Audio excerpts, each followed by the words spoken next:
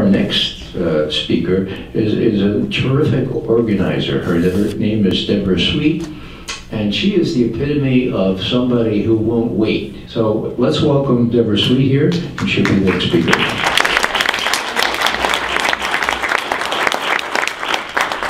And thanks to all of you for coming, and for people who are going to be seeing this on the internet. I just wanted to say that the speakers here have come at their own expense. All the organizing has been done at the expense of the organizers, and it's very important to support this work. This is how we're going to stop this crime of torture and indefinite detention, is by the conscious activism and the great volunteer energy that's brought in here tonight. Someone I met with today said, "This is very good you're doing this first annual Berkeley Says No to Torture Week." So, it took me back a bit. It's something to think about. I'm neither a lawyer, nor a teacher, nor an expert on Guantanamo, but I am someone who's been fighting the crimes of our government for many decades now. Going back to other instances of torture, there was torture carried out by our government in Vietnam. And some people went to a great effort to expose that, including people in this room. There was torture carried out by our government in the United States, in Chicago, a case that's still being fought and litigated. The beating in Chicago by the Chicago Police Department of people that they actually tortured in the process. These were all black men. So this is not a history of our country that we should either know anything about or not care about. However, I really think that people fail to understand what it was that happened under the Bush regime in the last 8 years. Marjorie's written about it, Andy's written about it. There's a lot of information out there, but it all adds up to a basic change in the underlying assumptions of how this government functions, both in relationship to the people and to other governments. Why is it now that privacy is only assumed on the part of the government, and privacy is not given to the citizens whatsoever? They have the right, they've taken the right. The courts, both houses of Congress and the executive branch, to spy on the people. We're fighting this out right now. Political dissidents' homes are being raided by the FBI, including within the last month. Why is it that this government has taken onto itself the right to drop bombs on countries with which it is not at war, sovereign countries? I'm talking about Pakistan, Yemen, Somalia, the Sudan. And we have we might add to people who question this and think that this was back in the bad old days of the Bush years. I would really like to emphasize that Barack Obama's administration has dropped about 8 times as many unmanned drones on the country of Pakistan that Bush did. And how is it that our president, elected on the basis of change, has done something that Bush never did, and that is a public order to assassinate a United States citizen?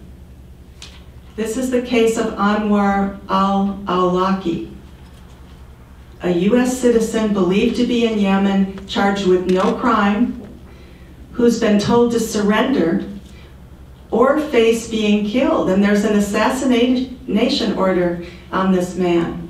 Why? Because the president, with the help of John Yoo and others who have developed and enhanced the theory of executive power, are giving that right to the president, absent of the rule of law, absent of charges, absent of any judicial proceedings. It's bad enough that hundreds of thousands of people have been killed in Iraq and Afghanistan, racially profiled across this country, detained indefinitely, and sometimes preemptively and preventively. by this government in waging these two occupations, which I think are illegitimate, unjust, and immoral, in Afghanistan and Iraq.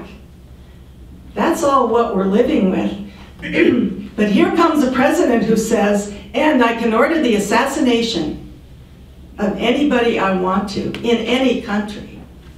Sovereignty, human rights, the rights to habeas corpus no longer exist. When World Can't Wait published an ad in the New York Times last week on the anniversary of the 9 years of the war in Afghanistan, called Crimes Are Crimes, No Matter Who Does Them, we heard from people who said, number one, well, that's not really true. Obama is not doing the things you say. However, Raymond and myself, we really researched that statement, and we know that what we're saying is true. Number two, people will say, well, it may be true, but I really choose not to know about it. I'm not that interested. It doesn't really affect me. It's not my problem. I think we can all find ways of arguing with people on the basis of that. And then there are the people, and this is the section we really need to go out to, folks, the people who say, I am so sick at heart about this. I'm sick at what my government is doing. I'm trying to do everything. I'm voting for the Democrats. I'm voting for the Greens or whatever they're doing, but what else can I do? And I feel that there's a lot we should be challenging them to do on that basis. One, go out and tell the truth. Show collateral murder that was leaked by WikiLeaks. 17 minutes that shows what your military has done in Iraq in killing unarmed civilians who were not involved in a battle, including injuring children. Talk about the Anwar al-Awlaki case. It's being litigated by the Center for Constitutional Rights, but they cannot really get the media to cover it. And what did the Obama administration do? First, the center's lawyers had to get the right to even bring a case.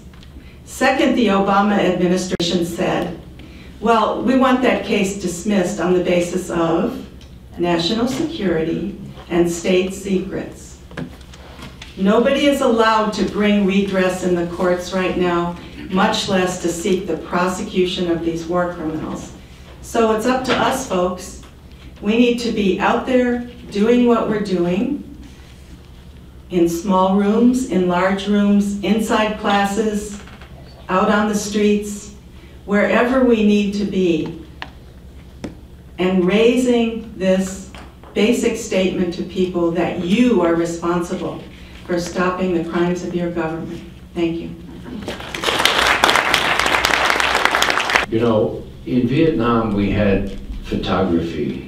We had reporters, unembedded with all that signifies, reporters. That was very, very different. We had images. We had the image, some of you with some gray in your hair will remember the police chief in Saigon that we funded and raised, holding a pistol to a militant, to a terrorist, to a insurgent, and you could see the brains blowing out of the other side of his head.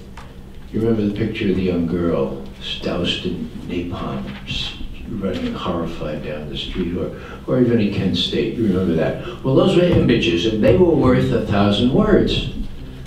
Now what do we have? Well, we have WikiLeaks. We have that 17-minute or 39-minute video, which Dennis Kucinich was so interested in that he watched the whole thing in my presence in his office. So people can be interested in these things. It's the medium. So make sure you do. Get out and make sure your neighbors have seen that. Let me just ask the panelists if they have anything that they wanted to say after the 9th or the 10th minute that when they got cut off. And then we'll throw it open to questions. So just a couple things to note, to tie the loop on one piece I was speaking about, the suppression of evidence. We talked about the OPR report and the redactions. There's a theory by Scott Horton, who's a professor at Columbia University, that the redactions in the OPR report reflect an attempt basically to hide evidence from European prosecutors who would prosecute under universal jurisdiction were those facts disclosed. So we know that the tapes, we know that the videos have been suppressed by the Defense Department with Congress's acquiescence, and we also know that the Justice Department, in pursuing its ethical investigation, uncovered facts that it also has essentially hidden from public scrutiny. So I just wanted to tie the loop on the suppression of evidence piece. Also, just to connect a little bit with what Deborah was talking about other abuses unrelated to torture, well, related to torture atmospherically, like warrantless wiretapping. And just to note that John Yoo and many of these other lawyers also played roles with respect to those questions through separate processes. Not only did John Yoo commit criminal acts, but he operated outside the chain of command. He was basically Cheney's personal stooge in the Office of Legal Counsel, which is not the White House counsel. It's supposed to be the constitutional conscience of the executive branch, so we see it playing out of lane here. Further story we really haven't talked about human experimentation. There was a reference to Jason Leopold's important work that broke today. When you have doctors in rooms who observe how detainees react to torture and then administer protocols to keep them alive and then change the protocols to amplify the amount of torture that they can take before dying, that's medical experimentation. And no one was ever allowed to opt out. I mean, we're talking about involuntary medical experimentation on human beings by our government. It is an order of magnitude even worse than torture, which is independently prosecutable, and also, like Marjorie said, under Judge Hogan's principles, categorically unlawful anywhere you go. And the last thing I just want to say is that there are action opportunities available to all of us. We can certainly plead for accountability and transparency in Washington, but there is a lot we can do on the ground, particularly by seeking local prosecution, by state AGs, by local DAs, pursuant to universal jurisdiction if necessary. You here in Berkeley happen to have the arguably enviable position of having a torturer in your midst, so you don't even need to assert universal jurisdiction to get this to happen. But you have a DA in Alameda County, and there's no reason the Alameda County DA shouldn't be prosecuting. The International Convention Against Cruel, Inhuman, and Degrading Treatment means that it doesn't even have to, whether or not these acts rise to the level of torture, it doesn't matter. We know they were degrading, we know they were cruel, that's independently prosecutable. And every day that passes that we don't investigate the people who are complicit in these crimes, we, all of us as a nation, remain in violation of international law going forward. And so that violation is one that local prosecutors can address, and I'm glad that you're all here to help make stuff like that happen. Thanks very much.